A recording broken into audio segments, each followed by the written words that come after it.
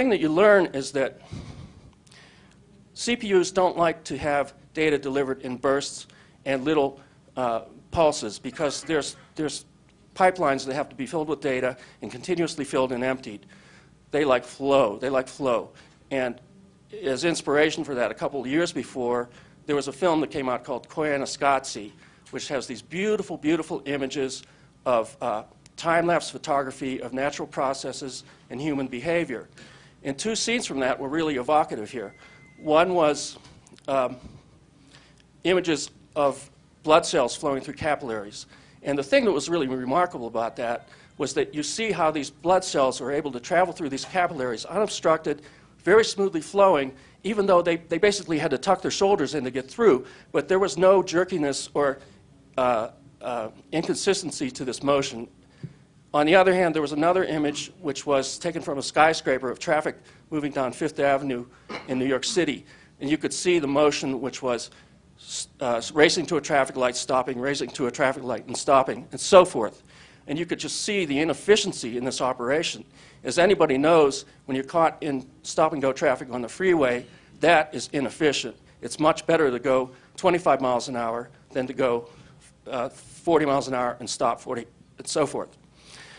So different families of CPUs have different ways they like to have this data streamed to them. And fortunately, I've had the perspective of seeing these different families of CPUs and the way the pipelines need to be filled and so forth. Okay, so what does this have to do with why computer audio, some of it's, why it seems to sound better than some, there's differences in the audio quality. It gets back to this idea of the boundary condition and that there's a continuum of different states. And obviously what was happening in this case with the refrigerator is that it was disrupting probably the ground reference on the spot of digital interface and causing a real disruption. But you can have small disruptions in the ground causing increases in jitter and so forth.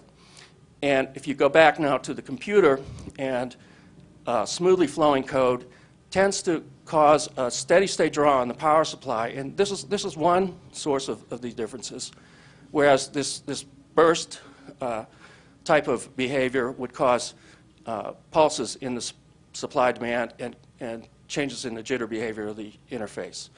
So basically what you want to do, and what was done in developing these products and why people were saying, wow, this sounds great, it wasn't accidental, but it was just engineering it with this idea of